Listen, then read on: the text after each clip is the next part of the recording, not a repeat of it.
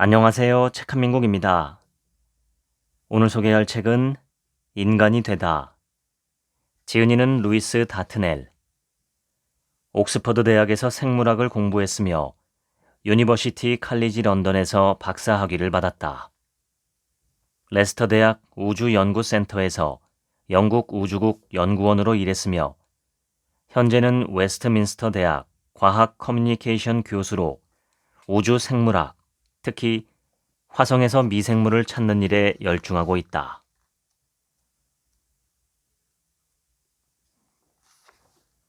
선사시대를 모르면 역사를 이해할 수 없고 생물학을 모르면 선사시대를 이해할 수 없다. 에드워드 윌슨. 사람은 지능이 매우 뛰어나고 유능한 유인원 종이다. 하지만 우리의 신체와 정신에는 큰 결함이 있다. 미국 대통령을 지낸 조지 부시와 로널드 레이건은 배우인 엘리자베스 테일러와 할리 베리와 어떤 공통점이 있을까? 이들은 모두 음식물이 목에 걸리는 바람에 죽을 뻔한 적이 있다. 사실 질식은 오늘날 집에서 일어나는 사망 원인 중 3위를 차지한다. 그 원인은 복잡한 말소리를 내므로써 뛰어난 의사소통 능력을 갖게 해준 목의 변화에 있다. 우리 종은 진화 과정에서 목의 후두가 위로 올라가는 구조적 변화가 일어나면서 소리를 좀 더 자유자재로 조절할 수 있게 되었다. 하지만 목의 구조가 변하는 바람에 음식물이 기관으로 넘어가 기관을 틀어막을 가능성이 크게 높아졌다. 이것은 인체 구조의 많은 설계 결함 중 하나에 불과하다. 우리는 직립보행을 하도록 진화했지만 이 자세는 무릎에 큰 부담을 주며 대다수 사람들은 나중에 요통으로 고생한다. 우리는 또한 생화학 물질과 DNA에도 많은 결함이 있으며 그 결과 여러 가지 부작용이 생겨났는데 예컨대 살아남기 위해 나머지 동물들보다 훨씬 다양한 음식물을 섭취해야 한다. 그리고 우리 뇌는 완벽한 합리적 사고 기계와는 거리가 멀고 인지 결함과 버그가 넘쳐난다. 충동적 행동을 초래하는 중독에도 취약하며 그 결과 가끔 자기 파멸의 길을 걷는다. 진화는 완벽을 추구하는 대신에 충분히 괜찮은 차선을 추구할 수밖에 없다. 게다가 진화는 새로운 조건과 생존 문제에 대한 답을 찾으려고 할 때 이미 갖고 있는 것을 가지고 어떻게든 해나가야 하는 제약이 있다. 예를 들면 우리의 척추는 위에 놓인 큰 머리를 떠받치며 직립자세를 유지하기에는 부실하게 설계되었지만 우리는 네 발로 걷던 조상에게서 물려받은 척추를 가지고 어떻게든 해나갈 수밖에 없었다. 인간이라는 존재는 우리의 모든 능력과 제약이 합쳐져 만들어진 결과이다. 우리의 결함과 능력은 모두 현재 우리를 만드는 데 기여했다. 인류의 역사는 양자 사이에서 균형을 이루며 진행되었다. 우리 생리와 심리의 주요 측면은 거의 다 기본적으로 10만 년 전에 아프리카에서 살았던 조상과 동일하다. 전 세계의 많은 문화에는 놀랍도록 다양한 믿음과 관행과 관습이 존재하지만 더 중요하게는 더 큰 유전적 변이가 있더라도 실제로 모든 면에서 우리는 동일하게 만들어졌다. 우리 몸의 일부 특징은 세계에 대해 생각하는 방식에도 큰 영향을 미쳤다. 손가락과 발가락이 5개씩 있다는 사실. 이것은 약 3억 5천만 년 전에 물고기 비슷한 우리 조상에게 나타나 고착된 진화의 우연이다. 이것은 악어부터 새와 돌고래에 이르기까지 나머지 모든 4발 척추동물이 공유한 특징이다. 이 사실은 수와 수치 계산 개념에 큰 영향을 미쳤다. 우리가 수를 셀 수 있는 손가락은 10개인데 전 세계의 대다수 고대 문화가 십진법을 채택했다. 수학 개념 전체는 결국 우리 팔에서 뻗어나온 손가락 수에 기반을 두고 있다. 우리가 만든 세계의 다른 측면도 우리의 해부학적 특징과 불가분의 관계에 있다. 1초는 쉬고 있을 때 심장 박동 주기와 대략 비슷하고 1인치는 전통적으로 엄지의 두께였다. 그리고 1마일은 로마인이 1000걸음을 걷는 거리로 정의되었기 때문에 십진법과 다리 길이의 결합에서 나온 산물이었다. 심리적 메커니즘과 소질도 인간 문화에 아주 특별한 방식으로 영향을 미쳤다. 예를 들면 우리는 무리 행동을 하려는 경향이 강하다. 즉, 공동체에서 다른 사람들의 결정을 따라감으로써 동조하는 경향이 강하다. 진화적 관점에서 이것은 큰 도움이 되었다. 홀로 위험을 무릅쓰기보다는 다른 사람들과 행동을 같이 하는 편이 더 안전하다. 예를 들어 낯선 도시에서 좋은 식당을 찾으러 돌아다닐 때 우리는 텅 빈 식당보다 손님이 북적거리는 식당에 자연스럽게 끌린다. 하지만 동일한 심리적 편향이 시장과 금융 시스템을 불안정하게 만드는 요인이 되기도 했다. 무리를 지어 살아가는 동물은 이점이 많다. 짝을 찾기가 훨씬 쉽고 사냥에 성공할 확률도 높아진다. 우리는 협력하려는 성향이 훨씬 강하다. 인간이 성공을 거둔 비결은 단지 능숙한 손재주가 가져다준 도구 사용뿐만이 아니다. 서로 아무 관계가 없거나 다음에 다시 만날 가능성이 없는 사람들 사이에서도 서로를 도우려는 성향이 큰 역할을 했다. 협력은 우리 종의 초능력이며 인류가 단지 살아남는 데 그치지 않고 지구상 거의 모든 서식지에서 번성할 수 있었던 비결이다. 우리는 한 번의 생애 동안 혼자서는 절대로 알아내지 못할 기술과 정보를 서로 가르치고 교환한다. 인간은 잔인한 동시에 상냥하다고 말하더라도 아무 모순이 없다. 다른 영장류들 사이에서 심지어 훨씬 평화로운 보노보 사이에서도 발생하는 물리적 공격 빈도는 사람들 사이에서 발생하는 것보다 100배 이상 많다. 인간의 진화에서 일어난 한 가지 중요한 발전은 독재자의 출현을 견제하거나 제거하기 위한 남성들의 동맹이다. 우리의 사회 구조에서 이러한 전환을 촉발한 주요 요인은 두 가지가 있는데 바로 언어와 무기이다. 개인들이 힘을 합쳐 공격적인 독재자에게 도전해 그를 권좌에서 끌어내리는 과정의 효율성은 운동장을 평평하게 만드는 데 기여했다. 인류 사회에서 반응성 공격성이 감소하고 평화로운 성향이 증가하며 복잡한 협력과 문화적 학습의 발전을 위한 기반이 마련되었다.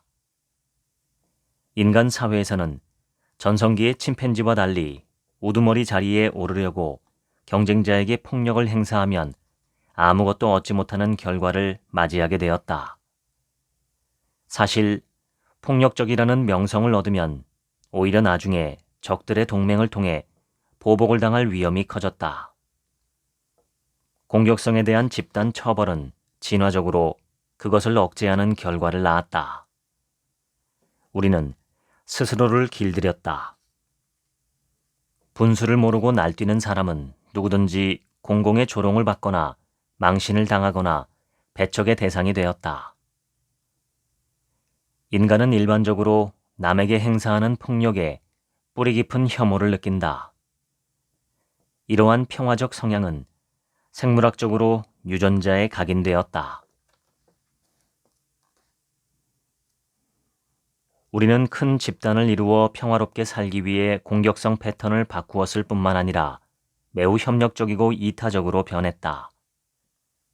협력은 동물계에서 광범위하게 나타난다.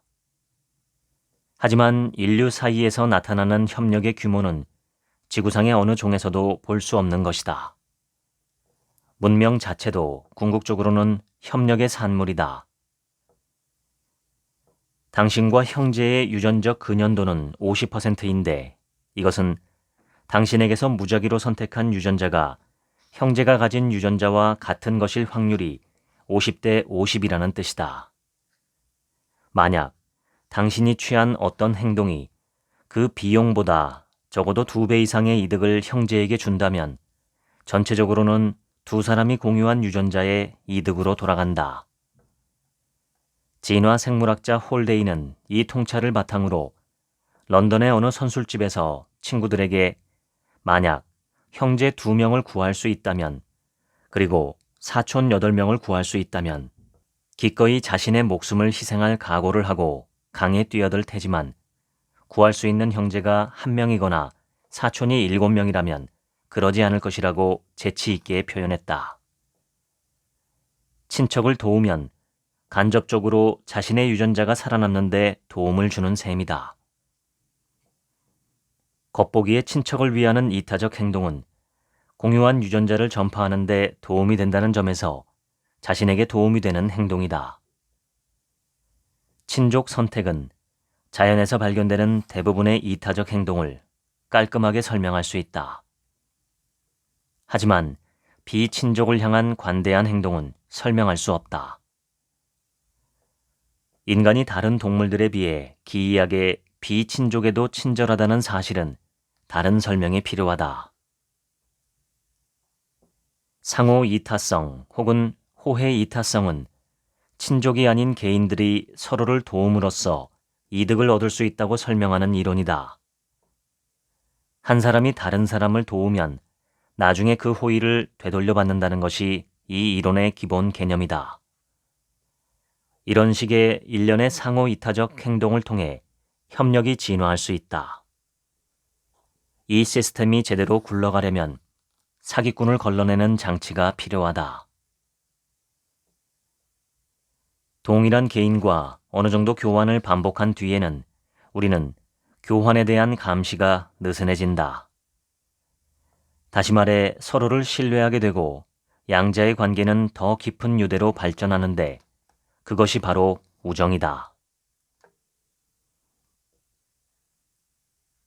필요할 때 도움을 주는 친구가 진정한 친구이다.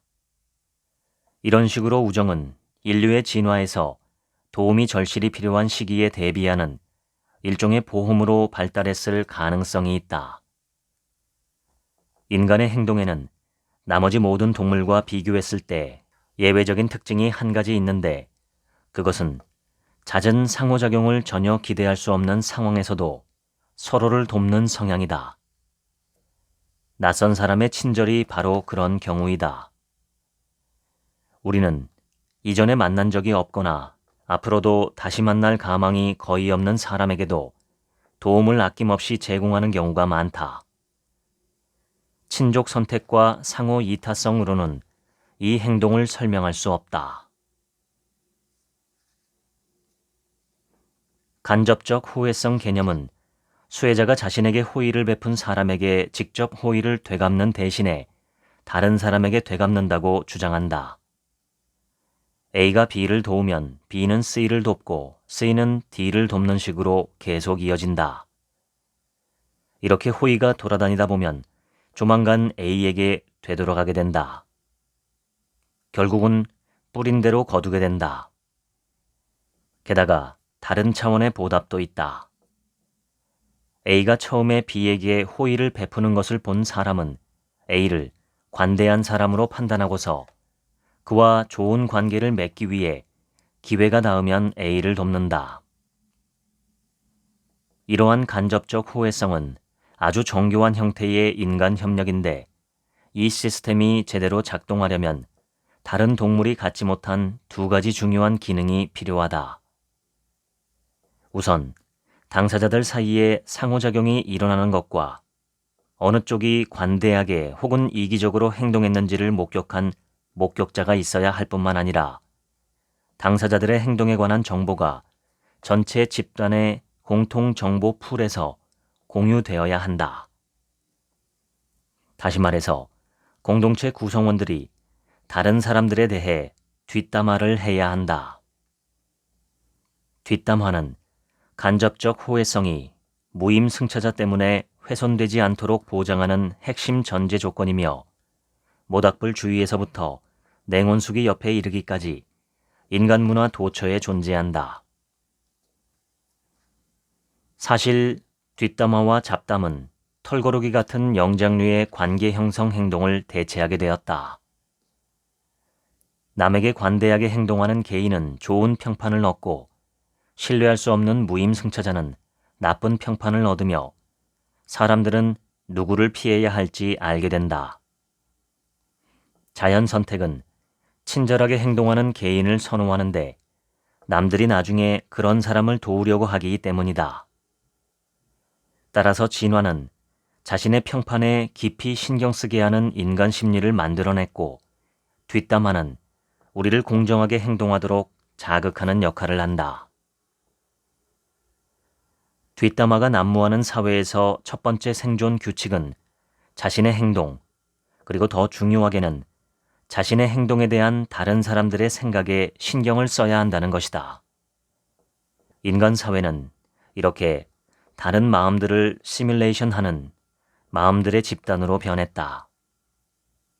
우리의 양심은 바로 이것이 표현된 것으로 누군가 지켜보는 사람이 있다고 경고하며 나의 행동을 남들이 어떻게 받아들일지 돌아보게 함으로써 사회적 처벌을 피하게 해주는 내면의 목소리다. 간접적 호혜성을 촉진하는 두 번째 중요한 요소는 사기 행위의 처벌이다. 정의롭게 사기꾼을 처벌할 때에는 배고픔이나 갈증을 해소하거나 섹스를 하거나 부모가 자녀에게 보살핌을 제공하는 것과 같은 주요 생물학적 기능을 수행할 때처럼 뇌의 보상 중추에서 신경 전달 물질인 도파민이 많이 분비된다는 사실이 연구를 통해 밝혀졌다. 남에게 정당한 처벌을 할 때 드는 비용을 기꺼이 부담하게 만드는 것은 도파민 분비에서 생겨나는 즐거움이다. 협력은 우리의 유전자에 부호화돼 있으며 이타적 처벌은 사회를 결속시키는 접착제이다. 우리는 이타성이나 협력 교환에 관한 규칙을 깨는 사람을 처벌하려는 선천적 충동이 강할 뿐만 아니라 그러한 위반 행위가 일어났을 때 그것을 탐지하는 능력도 뛰어나다. 3살밖에 안 되는 어린이도 정당한 대가를 지불하지 않고 이득을 취함으로써 사회적 교환 법칙을 위반하는 나쁜 사람을 정확하게 가려낸다. 일부 심리학자와 인류학자는 이 사실은 우리 뇌에 선천적 사기꾼 탐지 모듈이 있다는 것을 입증하며 진화가 만들어낸 산물이라고 주장한다. 분명한 것은 우리가 무임승차자를 간파하는 데 특별히 뛰어난 능력이 있으며 광범위한 협력을 가능케 하는데 이 능력이 중요한 역할을 했다는 사실이다. 도덕성은 사회적 집단을 이루어 조화롭게 살아가는 데 중요한 틀을 제공한다. 우리가 도덕적 행동으로 간주하는 것은 대부분 사회를 불안정하게 만들지 않도록 사회적 교환에서 비이기적이고 공정성과 협력에 부합하는 것들이다. 도덕적 행동의 핵심은 자신이 대접받고 싶은 만큼 남을 대접하라라는 황금률이다. 그러려면 자신의 행동을 상대방의 관점에서 바라보는 태도가 필요하다. 하지만 집단이 커질수록 협력을 감시하기가 더 어려워진다. 직접적 호혜성은 갈수록 효율성이 떨어지는데 사기꾼이 계속 바꿔가며 새로운 표적을 찾을 수 있어 반복적인 상호작용을 하면서도 처벌을 피할 수 있기 때문이다. 종교와 신에 대한 믿음은 문화적 혁신 중 하나로 문명이 출현한 이후로 막대한 영향력을 떨쳤다. 모든 것에 존재하고 전지전능한 신은 비도덕적 행동에 대한 궁극적인 제3자 처벌자 역할을 한다. 초자연적 존재와 종교에 대한 믿음이 반드시 크고 복잡한 사회와 문명 형성의 전제 조건은 아니지만 거기에 도움이 된 것은 분명한 사실이다.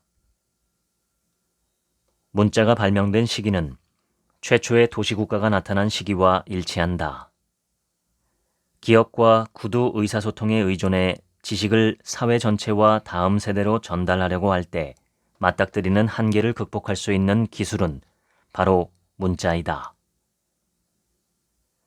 전 세계 각지에서 그리고 역사를 통해 법체계가 금지한 행동 대부분은 진화를 통해 생겨난 집단 도덕성 감각에서 이미 비난하는 것들이다.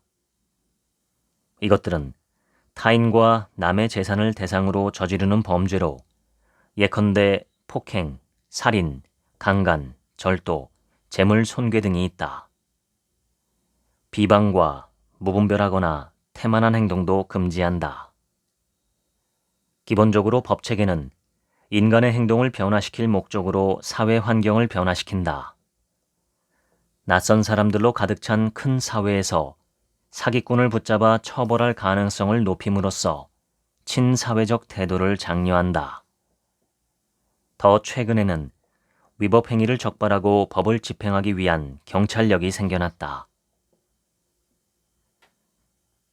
이 장에서 탐구한 핵심 질문은 인간 본성의 고유한 측면과 관련이 있다.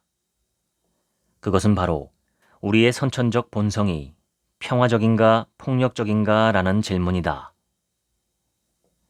유명한 두 철학자 토머스 홉스와 장자크 루소는 상반되는 견해를 주장했다.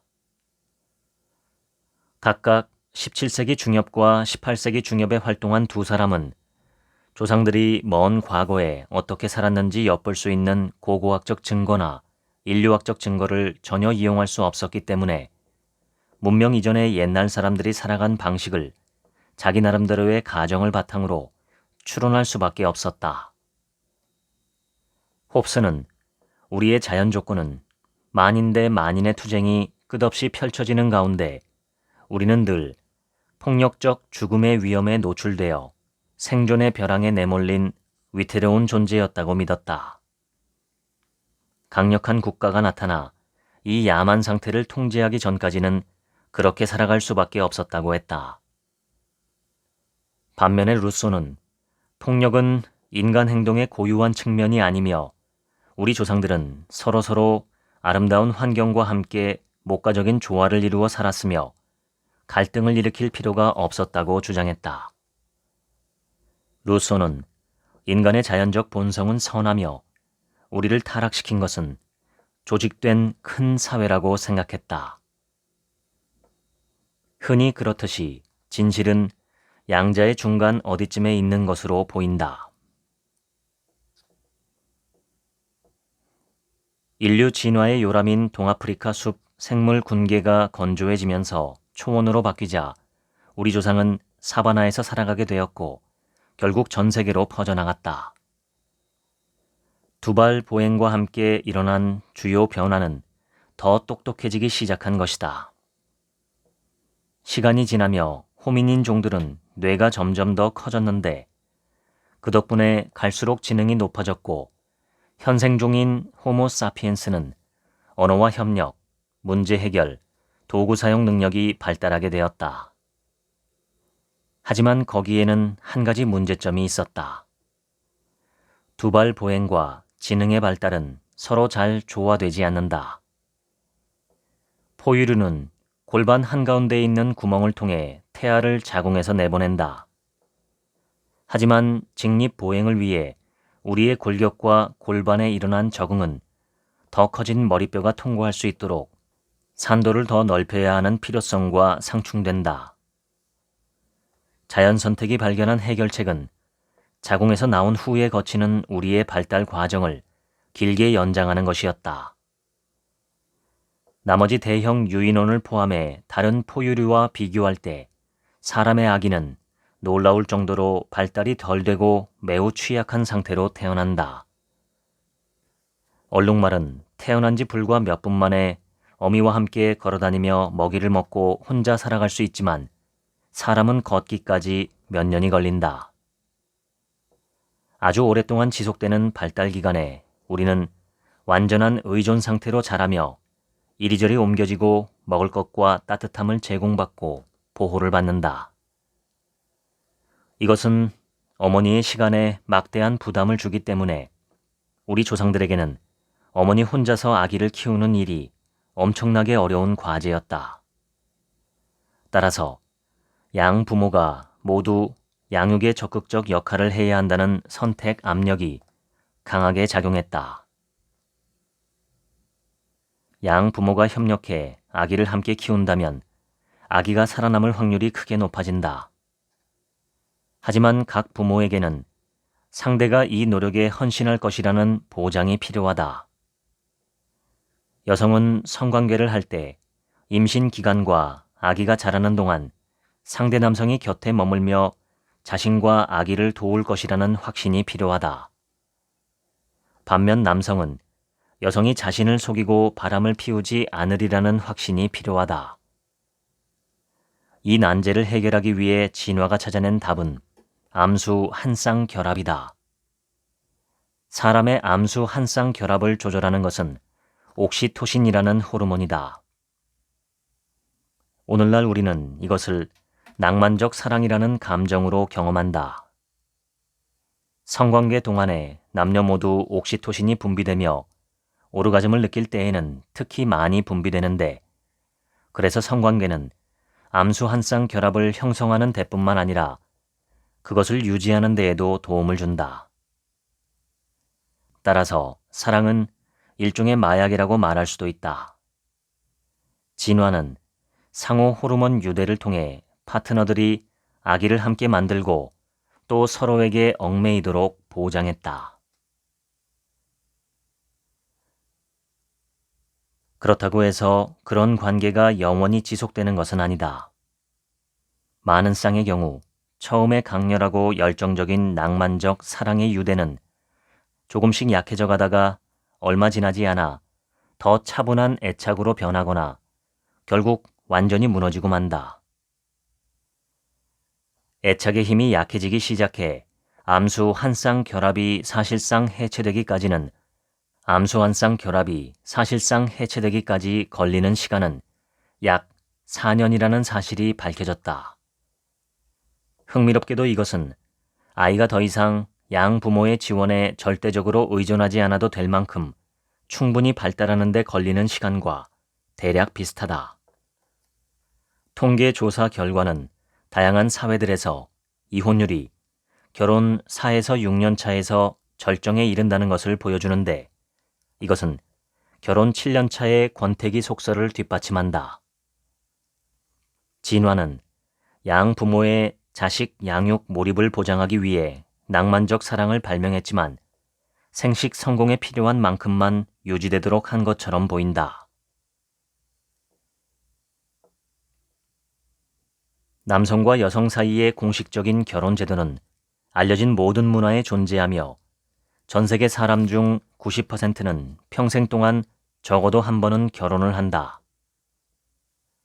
가까운 친족을 도우며 가족 집단 안에서 살아가는 관행은 우리 종이 출현한 순간부터 인간 존재의 핵심을 이루어 왔다.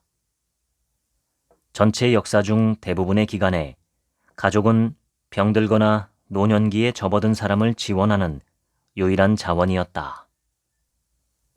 우리는 신체적 특징만을 부모로부터 물려받았지만 이제는 물질적 부도 한 세대에서 다음 세대로 전할 수 있게 되었다. 하지만 토지 상속의 경우 세대가 지날수록 원래의 토지가 점점 더 작은 조각으로 분할되어 결국엔 생산성이 없을 정도로 너무 작은 땅들로 쪼개지고 만다는 문제가 있다. 귀족의 경우 이러한 토지 분할은 부와 영향력의 해체를 의미하는 것이기도 했다. 대안은 가족의 부동산 대부분을 한 명의 상속인에게 물려주는 것이다. 장자 상속은 전 세계 각지에서 채택되기 시작했다. 장남에게 모든 재산을 몰아주다 보니 동생들은 군대나 교회에서 경력을 쌓는 길을 모색할 수밖에 없었다. 장자 상속은 바이킹 시대를 연 한 가지 주요 요인이기도 하다. 16세기의 중앙 아메리카와 남아메리카에서 탐험과 정복을 이끈 콩키스타도르 중 다수도 귀족 가문에서 태어났지만 상속을 기대할 수 없었던 작은 아들이었다. 마찬가지로 18세기에 북아메리카로 건너온 정착민 중 다수는 영국 신사계층의 작은 아들들이었는데 이들은 고국에서는 물려받을 땅이 전혀 없었지만 다른 곳에서 자리를 잡을 수 있는 돈은 약간 물려받았다. 세상에서 가장 인구가 많은 민주주의 국가인 인도에서는 독립 이후에 유명한 정치 가문들이 정부를 지배해왔다. 2009년 선출된 의회 의원 중 약 3분의 1은 그 당시에 혹은 바로 직전에 공직에서 일한 친척이 있었다. 일본과 한국, 태국, 인도네시아의 정치에서도 혈족의 영향력이 아주 크다. 태프트와 루스벨트, 케네디 가문도 100년 이상에 걸쳐 백악관과 그 밖의 유명한 정부 선출직을 차지했다. 오늘날의 민주주의 국가들도 족벌주의에서 완전히 벗어나지 못했다. 예를 들면 트럼프 행정부에서는 딸과 사위가 정부 요직을 맡았다. 가업을 상속하는 경우도 역사상 흔하게 찾아볼 수 있고 왕가를 통해 세습된 기업들은 오늘날의 경제에서도 상당히 중요한 부분으로 남아있다. 인간 가족의 기원은 오래되었지만 가족이 오늘날 우리의 삶에 미치는 영향은 과거 그 어느 때 못지않게 아주 크다. 많은 질병은 아주 작은 미생물이 우리 몸에 침입하는 것이 원인이 되어 생긴다. 이러한 병원성 미생물은 다양한 방식으로 사람에게 옮겨질 수 있다. 지구상에 존재하는 미생물 중 극히 일부만이 사람을 감염시키고 몸속에서 증식할 수 있다. 지구상의 수많은 미생물 종 중에서 사람을 감염시키는 것은 1128종만 알려져 있는데 절반은 세균이고 5분의 1은 바이러스이며 나머지 약 3분의 1은 균류와 기생성 원생 동물이다. 그 밖에도 사람에게 질병을 일으키는 생물이 287종 더 있는데 이것들은 미생물이 아닌 기생충이다. 병원성 미생물 중 다수, 즉 60% 정도는 인수 감염, 즉 사람과 동물에게 공통으로 발생할 수 있는 감염 능력이 있어서 동물에게서 사람으로 질병을 옮길 수 있다. 문명이 시작된 이래 창궐한 악성 유행병과 전염병의 원인 중에는 우리가 가축으로 길들여 가까이에서 함께 산 짐승들이 포함돼 있다. 여기저기 흩어져서 살아간 수렵 채집이는 기생충 문제 말고는 일반적으로 건강했으며 어린 시절을 무사히 넘기기만 하면 많은 사람들이 60세 이상까지 살았다. 수렵 채집인을 괴롭힌 질병은 서로에게 옮겨지는 감염병이 아니라 대부분 관절염과 류머티즘 같은 마모성 질환이었다. 하지만 사람들이 농사를 지으며 마을에 그리고 그 다음에는 도시에 많이 모여서 정착하기 시작하자 감염병이 사람과 사람 사이에서 퍼져가는 것은 말할 것도 없고 종의 장벽을 뛰어넘기에 완벽한 조건이 만들어졌다. 그 결과 대중성 질환이 급증하기 시작했다. 아주 극심한 유행병은 범유행병이라는 뜻으로 팬데믹이라고 부르는데 아주 광범위한 지역에서 매우 많은 사람들에게 퍼지는 질병을 가리킨다. 말라리아는 역사상 가장 오랫동안 인류를 괴롭히면서 가장 많은 사망자를 낸 질병으로 이야기된다. 말라리아에 걸리면 심한 오한과 주체할 수 없는 떨림으로 시작해 체온이 급상승하면서 심한 발한과 피로 증상이 나타나는데 이 패턴이 며칠마다 한 번씩 반복된다. 병원체는 말라리아 원충이라는 단세포 기생충인데 환자의 피를 빤 모기가 다른 사람을 물 때 옮겨진다. 말라리아는 사하라 이남 아프리카의 많은 지역에서 오랫동안 풍토병이었지만 아메리카에 전해진 것은 유럽인과의 접촉을 통해서였는데 아마도 아프리카에서 출발한 초기의 노예선을 통해 전파되었을 것이다. 16세기부터 신세계를 정복할 때 유럽인은 유행병에 대한 비교 우위 때문에 처음에는 큰 이득을 얻었다. 유럽인이 가져온 병원체 때문에 많은 원주민이 몰살당했다. 하지만 그 후 수백 년이 지나는 동안 전세가 역전되었다. 풍토병은 그곳에서 산전수전을 다 겪은 원주민 집단을 외래 침입자로부터 보호할 수 있다. 자신들에게 익숙한 질병 환경에서 방어자는 풍토병에 감염되기 쉬운 침입자에 비해 홈그라운드의 이점을 누릴 수 있다. 아메리카 대륙의 식민지 땅에서 일어난 반란을 진압하러 온 유럽인 군대는 매우 불리한 처지에 놓였다. 미국 독립전쟁이 시작될 무렵 영국군은 세계에서 가장 잘 훈련되고 최고의 장비를 갖춘 군대였다. 영국은 전쟁 초기에 군사적 우위를 점할 수 있었다.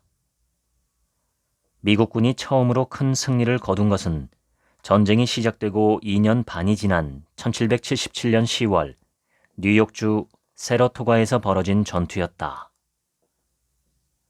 미국군 병사들은 말라리아에 면역력이 있었던 것은 아니지만 이전부터 이 지역의 질병에 노출돼 살아온 덕에 영향을 덜 받았다. 미국군이 치고 빠지기 게릴라 전술로 영국군을 괴롭히는 동안 현지의 모기들은 현지의 조건에 적응하지 못한 영국군을 계속 못살게 굴었다. 프랑스와 에스파냐가 그들 편에서 개입하지 않았더라면 미국은 독립전쟁에서 승리하지 못했을 것이다. 하지만 영국군이 풍토병에 시달리며 약해진 것도 그에 못지않게 중요한 요인이었다. 반면에 미국인은 평생 그곳에서 살아오면서 현지의 풍토병에 단련된 덕에 홈그라운드의 이점을 누릴 수 있었다. 16세기부터 유럽인이 식민지로 삼은 열대와 아열대 지역의 풍토병은 대규모 정착을 방해했다.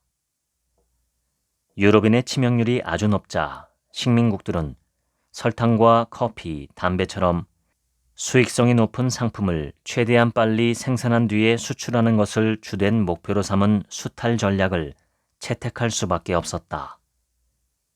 그들은 자연의 불을 약탈하는 데 필요한 최소한의 시설 외에는 식민지의 장기적 발전이나 기반시설 구축에 관심이 없었다. 노동력은 주로 노예에 의존했고 이익을 지속적으로 짜내기 위해 혹독한 억압과 강압적 수단을 사용했다. 이러한 식민지에 거주한 소수의 유럽인은 주로 행정관이나 군인으로 일하면서 수탈 사업을 감독하고 저항을 억압했다. 이런 탓에 식민지는 독립을 쟁취하고 나서 한참이 지난 뒤에도 기반시설 부족에 더해 재산 침해와 국가 권력의 남용을 막는 사법 및 정부 체계의 부재 때문에 발전에 어려움을 겪었다. 자원수탈 식민지로 착취당하는 역사를 겪은 아프리카와 아시아, 라틴 아메리카의 많은 국가는 지금도 발전 수준이나 경제적 안정 수준이 가장 낮은 축에 속한다. 반면 치명적인 풍토병이 적은 온대 지역 식민지들에서는 유럽인 이주민들이 살아남을 수 있었다. 이주민은 식민지에서 작은 유럽 사회를 재현하려고 노력했다. 유럽인 이주민이 살아남아 번성할 수 있었던 식민지들에서는 오래 지속되는 제도들이 자리를 잡았다. 식민지에서 미국과 캐나다, 뉴질랜드, 오스트레일리아가 된 나라들은 모두 이러한 요인들에서 혜택을 받았는데 이 모든 것은 유럽인 이주민이 이 지역들에서 풍토병 때문에 심한 고초를 받지 않았기 때문에 가능했다. 세계 각지에서 발전한 식민지 형태는 대체로 생물학적 요인에 의해, 즉 유럽인 이주민이 풍토병에 얼마나 취약한가에 따라 결정되었다. 오늘날 이 국가들의 GDP는 유럽인 정착민의 풍토병 치명률과 강한 상관관계가 있다. 유럽인이 자기도 모르게 옮긴 감염병은 아메리카 원주민에게 종말론적 재앙을 초래했다. 하지만 유럽 열강은 인도와 중국, 그리고 그 밖의 아시아 사회들과 접촉할 때에는 그러한 감염병의 이점을 누리지 못했다. 수천 년 동안 유라시아를 가로지르며 작동해온 교역망 덕분에 감염병이 철저히 뒤섞이고 배분되어 공통의 단일 질병 풀이 만들어졌다. 유럽인과 아시아인은 동일한 질병들에 대해 획득 내성을 얻게 되었다. 그래서 유럽의 제국주의 열강은 인도와 중국을 침탈할 때 월등한 무기와 강력한 군대와 해군력에 의존했다. 아프리카에 도착한 유럽인은 말라리아에 대한 유전적 내성이나 단련된 저항력, 그리고 황열병에 대한 면역력도 없어 금방 많은 수가 사망했다. 이 질병에 노출된 적이 없는 성인 사이에서 황열병의 치명률은 최대 89%에 이른다.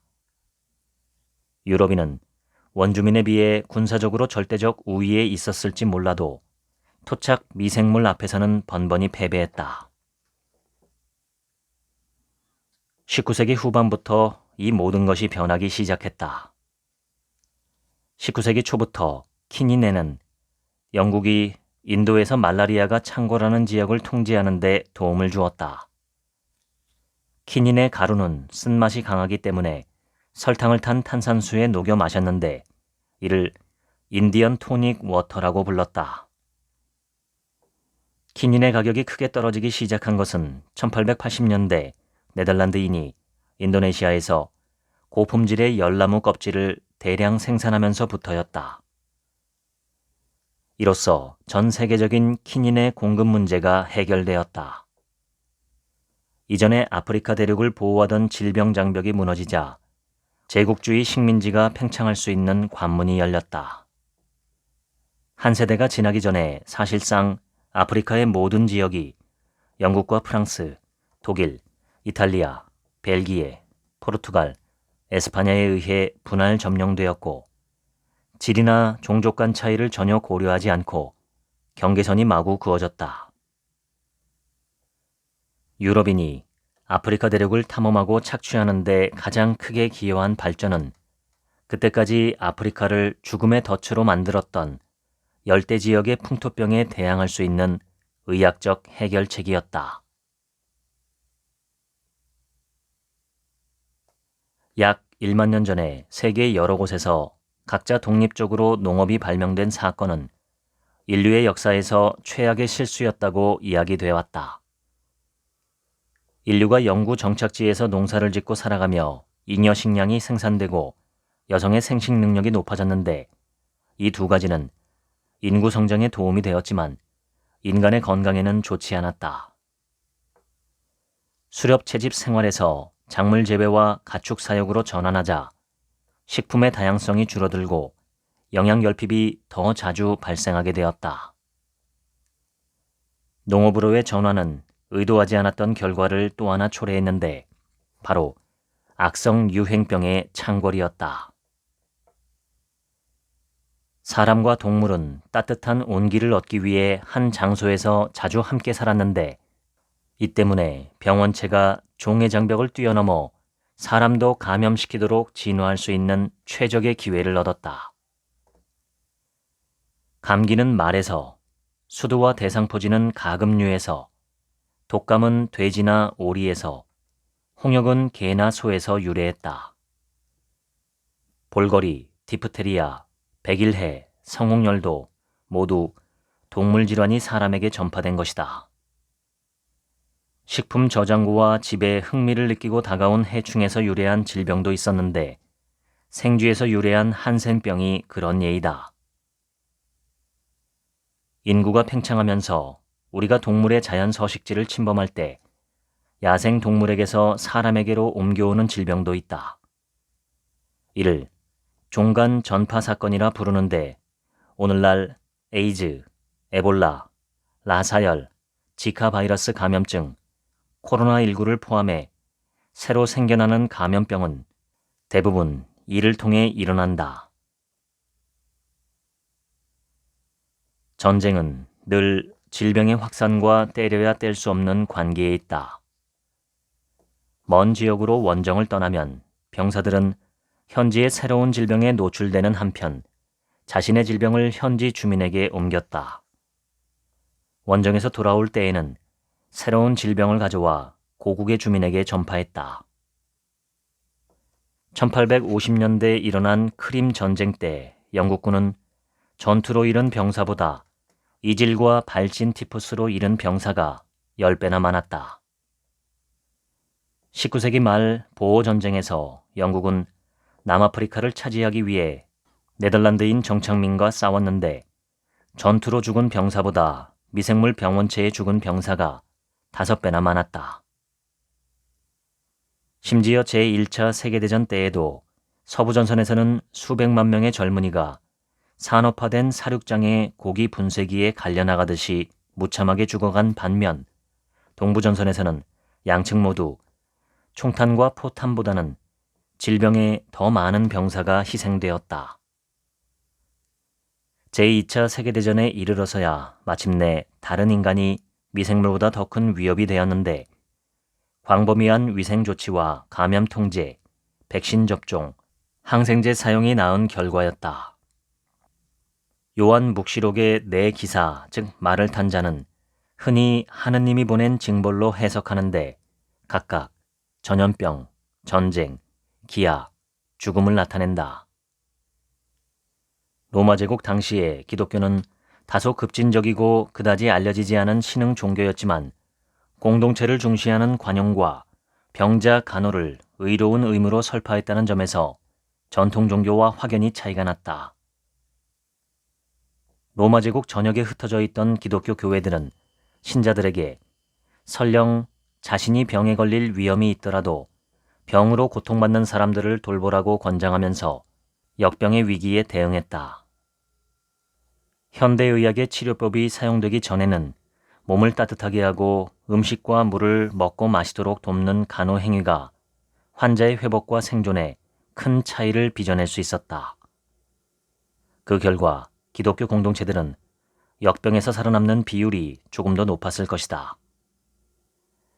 기독교의 자선에서 혜택을 받고 간호를 받으며 건강을 되찾은 이교도는 자신의 목숨을 구해준 종교에 큰 고마움과 헌신적 의무를 느꼈을 것이다.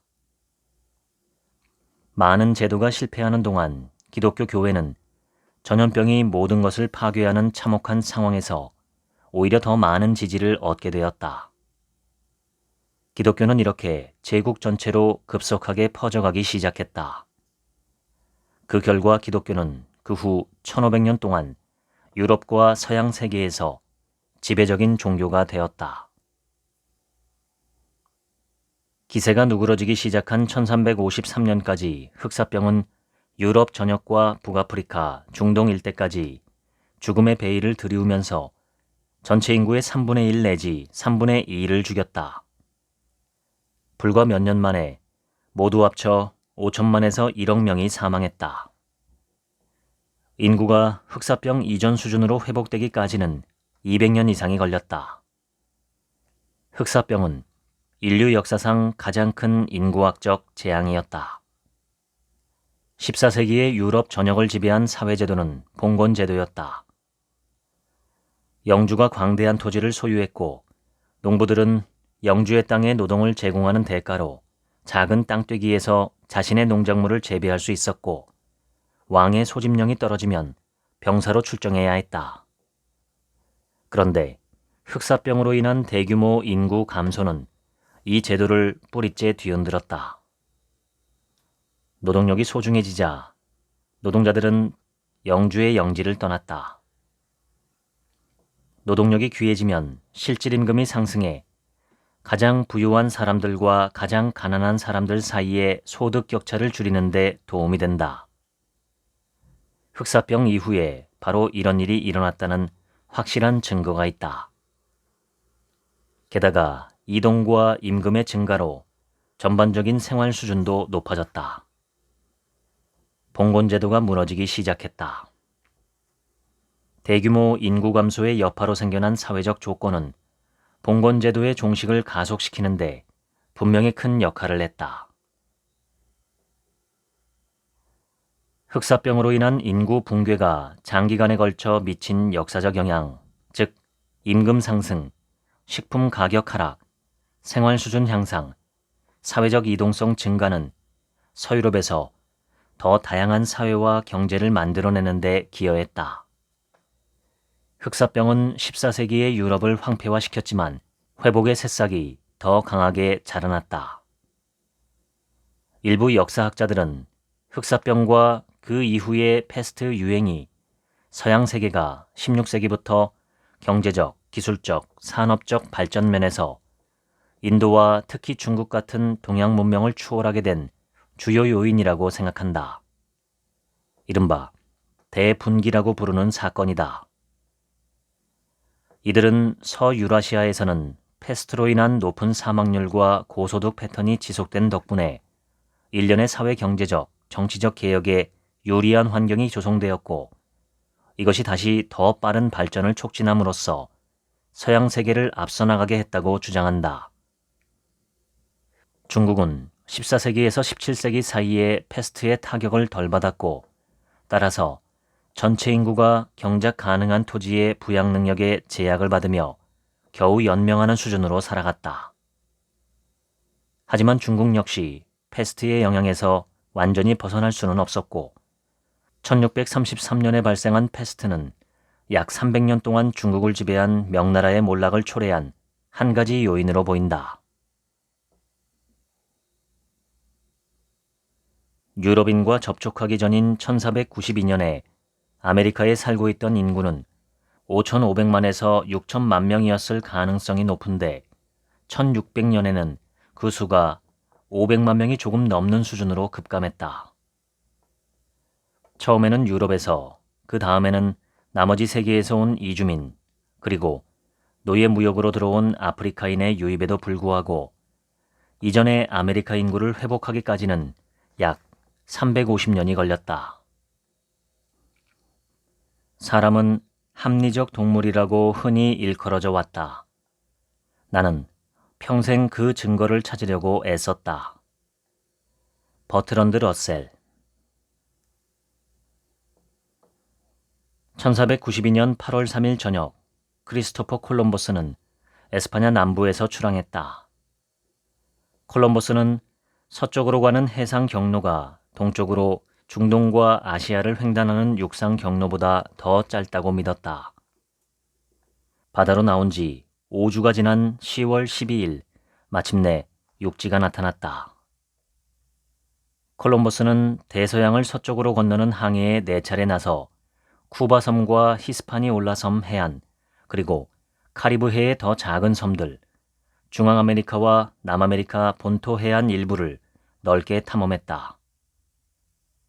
12년에 걸친 이 탐험에서 예상치 못한 만남과 발견을 했음에도 불구하고 콜럼버스는 자신이 동양이 아니라 완전히 다른 곳에 왔다는 사실을 결코 받아들이지 않았다. 아무리 하찮은 것이라도 자신의 기대를 뒷받침하는 증거에 매달린 반면 이러한 선입견을 부정하는 것처럼 보이는 반대 증거는 재해석하거나 평가절하하거나 아예 무시했다. 콜럼버스는 오늘날 확증 편향이라고 부르는 것에 빠져 있었다. 확증 편향은 새로운 증거를 자신이 이미 믿고 있던 것을 추가로 확인해 주는 것으로 해석하는 반면 그 믿음을 부정하는 증거를 무시하는 경향을 말한다. 프랜시스 베이컨은 1620년에 이렇게 썼다. 인간의 이해는 일단 어떤 의견을 채택하면 그것을 지지하거나 동의하는 것이라면 모든 것을 다 끌어들인다. 그리고 그 반대편에 더 중요한 사례가 더 많이 있는데도 불구하고 이러한 사례들을 무시하거나 경멸하거나 물리치거나 거부하는데 단지 이 위대하고도 치명적인 예정으로 앞서 내린 결론의 권위가 침해되는 일을 막기 위해 그런다. 콜럼버스 이후 500년이 지난 뒤에도 확증 편향은 사담 후세인이 대량 살상 무기를 만들고 있다는 정보 보고서를 작성하는 데 큰 영향을 미쳤고 이것은 2003년 미국이 주도한 이라크 침공을 정당화하는 개전 이유가 되었다. 사실 이라크는 대량 살상 무기를 전혀 보유하고 있지 않았다. 추후에 그 보고서가 어떻게 작성되었는지 조사한 결과 너무나도 확고한 신념에 사로잡힌 정보 분석가들이 모든 정보를 자신들을 지배한 패러다임의 프리즘을 통해 바라보았던 것으로 드러났다. 그들은 드러난 증거들의 경중을 독립적으로 평가하는 대신에 자신들의 신념을 뒷받침하는 정보는 무턱대고 받아들이고 반대 증거는 그냥 묵살하면서 처음에 세운 가정이 옳은지 의심해보는 단계를 전혀 거치지 않았다. 확증 편향은 어떤 주제나 문제에 대해 정반대 견해를 가진 두 사람에게 정확하게 동일한 증거를 제시했을 때 각자 그것을 자신의 견해를 뒷받침하는 증거라고 확신하는 일이 벌어지는 이유를 설명해준다. 정보가 아무리 균형이 잘 잡히고 중립적인 것이라 하더라도 우리는 자신의 선입견을 지지해주는 내용만 선별적으로 수용하는 경향이 있기 때문에 같은 증거를 놓고서도 각자 그것이 자신의 견해를 뒷받침한다고 믿는다. 아이러니하게도 그것은 자신이 그럴 때에는 전혀 알아채지 못하면서 남이 그러는 것은 너무나도 명백하게 보여 분노하기까지 하는 종류의 정보 처리 편향이다. 이 결함은 오늘날 미국과 영국 그리고 나머지 세계의 정치 분야에서 양극화가 점점 심화되는 주요 원인이다. 일단 상대편이나 특정 언론 매체를 신뢰할 수 없거나 그들이 균형 잡히고 객관적인 견해를 대변하지 않는다고 믿으면 그들의 의견과 주장을 믿지 않거나 쉽게 묵살한다. 완벽하게 논리적인 뇌의 작동 방식에서 벗어나는 이러한 탈선을 인지 편향이라고 부른다. 위키 백과에서 인지 편향 목록을 찾아보면 250개가 넘는 편향과 효과, 실수, 착각, 오류가 실려 있다. 누구나 이러한 편향들에 어느 정도 영향을 받는다는 것은 분명한 사실이다. 자연계에는 온갖 패턴이 넘쳐난다. 특정 나무들의 장과가 열리고 특정 식물들이 동일한 서식지에 자라고 사냥감이 무리를 지어 돌아다니는 등 수렵 채집인 조상들이 가치 있게 여겼던 자원은 무작위적으로 분포된 게 아니라 한데 모여있는 경우가 많았다. 이러한 자연 환경에서 애타게 찾고 있던 것을 발견한다면 같은 장소에서 같은 것을 더 많이 발견할 가능성이 높았다. 따라서 일부 인지 편향은 우리 뇌의 잘못된 배선 때문에 생긴 것이 아니라 자연 환경의 특징에 적응하기 위해 진화가 갈고 닦아 만든 인지 과정의 설계 특성이다. 그런 행동은 비논리적인 것이 아니라 생태학적인 것이라고 말할 수 있다. 인지 편향 연구를 통해 연구자들은 우리 뇌에 두 가지 처리 시스템이 있다고 제안하게 되었다. 첫 번째 시스템은 직관적이고 빠르며 무의식적으로 실행되면서 거칠면서 즉각적인 반응을 만들어낸다. 두 번째 시스템은 과제가 요구할 때에만 작동하고 첫 번째 시스템의 출력을 바탕으로 작동하며 분석적이고 느리고 집중력이 필요하다.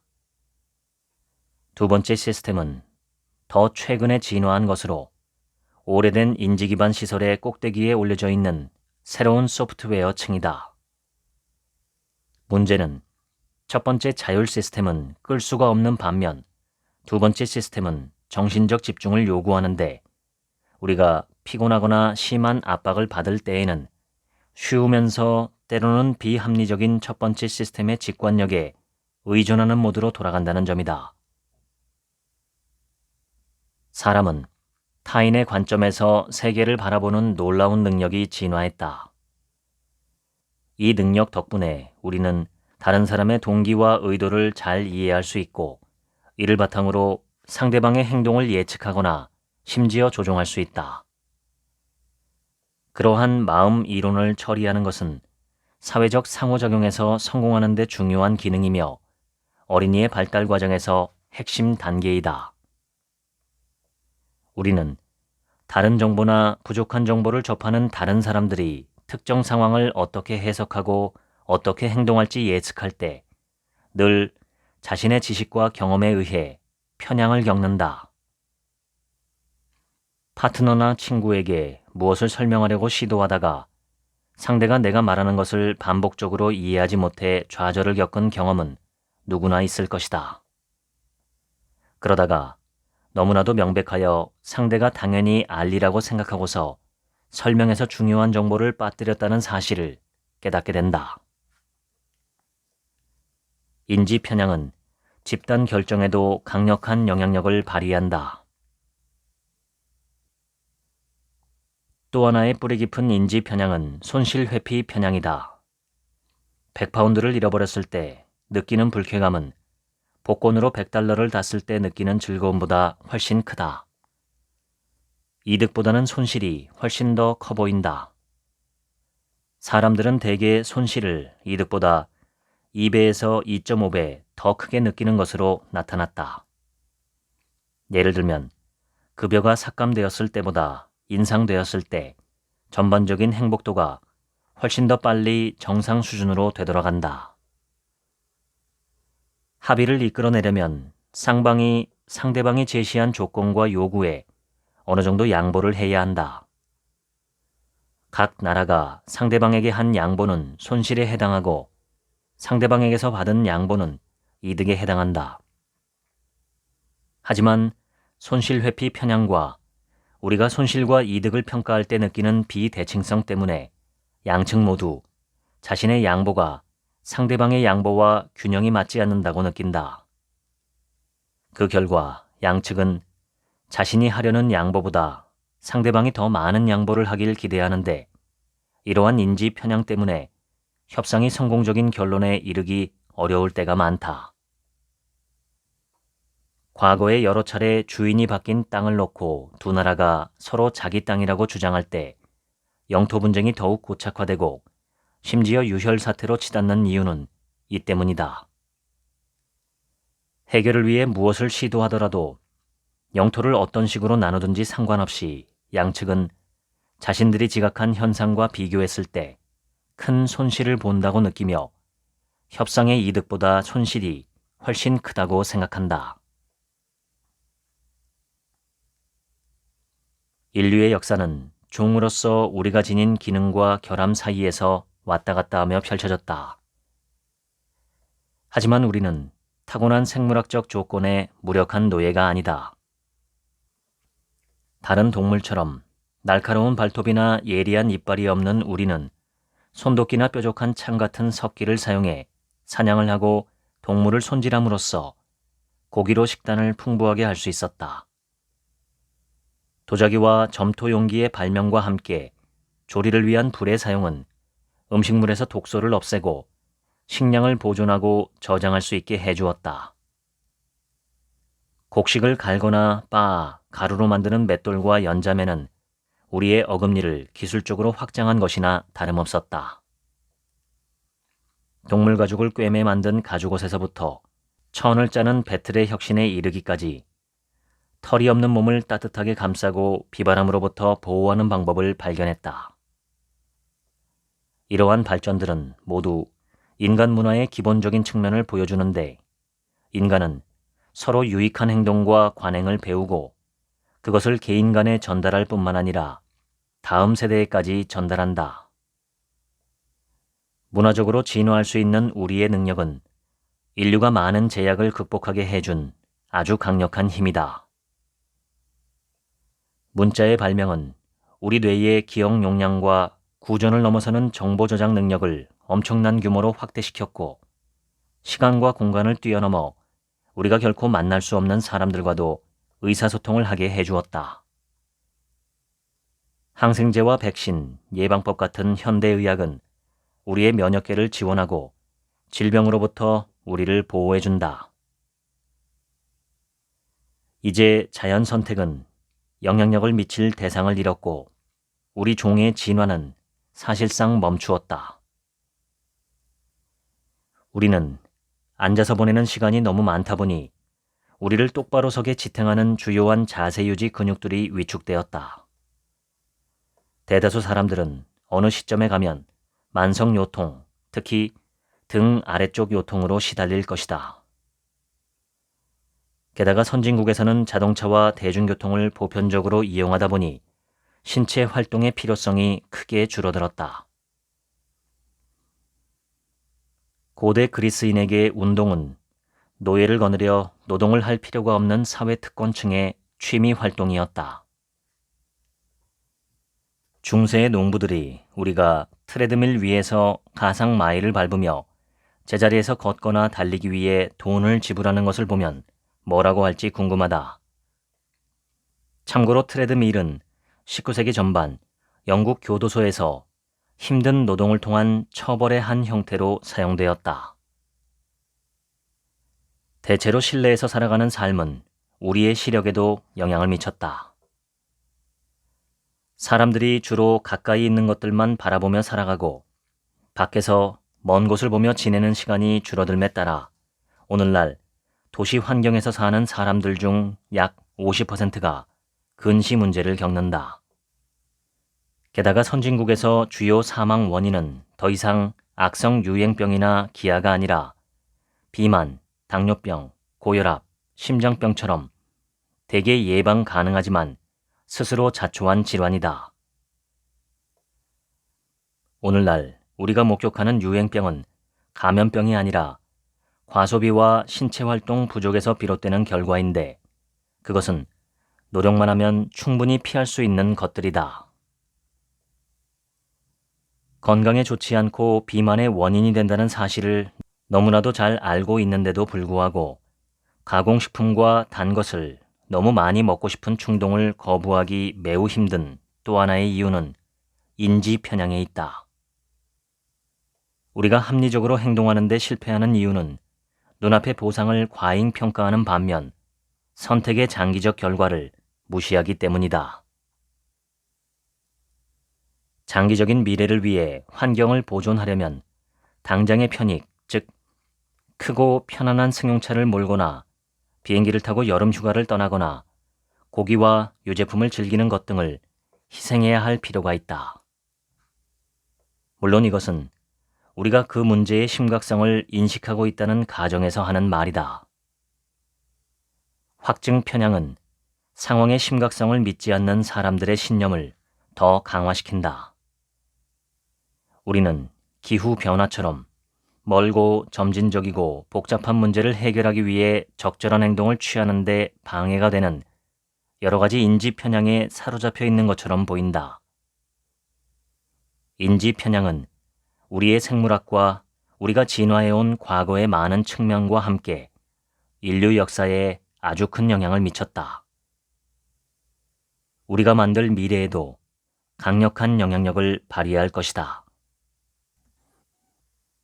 지금까지 인간이 되다 읽어드렸습니다. 지금부턴 제 얘기입니다. 오늘 소개한 책의 핵심 내용을 한 문장으로 줄이면 우리가 평소에는 생각하지도 않는 우리 신체의 생물학적인 특성이 우리의 삶에 광범위한 영향을 미친다입니다. 그 중에 가장 핵심적인 것은 인지 편향입니다. 인지 편향을 가장 쉽게 설명하면 한마디로 착각이죠. 우리는 우리 스스로를 꽤 괜찮은 사람으로 생각하고 논리적으로 사고해서 판단한다고 믿지만 실제로 우리는 굉장히 많은 착각을 하며 살아갑니다. 착각이 때론 파국적인 결과를 일으키기도 하는데 이 책에는 그러한 사례가 상당히 많이 소개되어 있습니다. 속담에도 이러한 인지 편향을 경계하는 내용이 꽤 많죠. 예를 들어 남의 떡이 더 커 보인다라는 속담은 이익보다 손실에 훨씬 민감한 우리 두뇌의 특성을 정확하게 설명합니다. 똑같이 떡을 나눠도 왠지 내가 손해본 것 같고 상대가 나보다 더 큰 이익을 얻은 것처럼 느껴집니다. 이러한 인지 편향 때문에 협상도 결렬되기 쉽고 전쟁은 일어나기 쉽다는 것이죠. 사람은 자기 자신을 좋게 평가하려는 성향이 있습니다. 인지 편향이 있다고 누군가 지적해 주더라도 그것을 수용하고 자신의 의견 수립에 적용하는 것은 상당히 드문 일입니다. 그 이유는 내 생각이 옳은 것 같기 때문입니다. 나의 옳고 좋은 생각이 무언가에 편향되었다는 이야기를 들으면 기분이 좋지 않고 거부하고 싶어지는 게 인간의 자연스러운 심리입니다. 이러한 자기의 심리를 극복할 수 있느냐의 여부가 좀 더 탁월한 사고력을 발휘할 수 있느냐 여부와 직결되지요. 제가 배우는 SIM 명상과 마음 경영에서는 자신을 괜찮은 사람으로 생각하지 말라는 가르침이 반복적으로 주어집니다. 항상 나의 생각과 판단에 부족한 점이 있으며 설령 좋은 판단이라 하더라도 그것보다 더 바람직한 판단은 없을까 하고 열린 마음을 유지하는 것이 중요하다는 가르침입니다. 그것을 가리켜 초월적 이성이라고 합니다. 오래전 그리스 델포이 신전에 너 자신을 알라 라는 글귀가 새겨져 있었습니다. 신이라는 존재가 있다고 한다면 그리스 사람들은 신이 인간에게 줄 수 있는 크나큰 가르침으로 너 자신을 알라 라는 말을 선택했습니다. 이 말이 수천 년이 지난 지금까지도 회자되는 것은 그만큼 우리가 우리 자신을 알기가 어렵기 때문입니다. 우리가 우리 자신을 좀 더 정확하고 풍부하게 알게 된다면 우리는 더 건강해지고 현명해지고 평화로워지리라 믿습니다. 그러한 이유에서 역사 공부가 대단히 중요합니다. 우리는 지금의 현실의 모습이 그리고 지금 나의 모습이 너무나 타당하고 당연하고 지당하지만 사실 이러한 모습이 되기까지의 과정을 살펴보면 좌충우돌의 연속이었고 뜻밖의 우연과 돌발 변수의 영향이 컸습니다.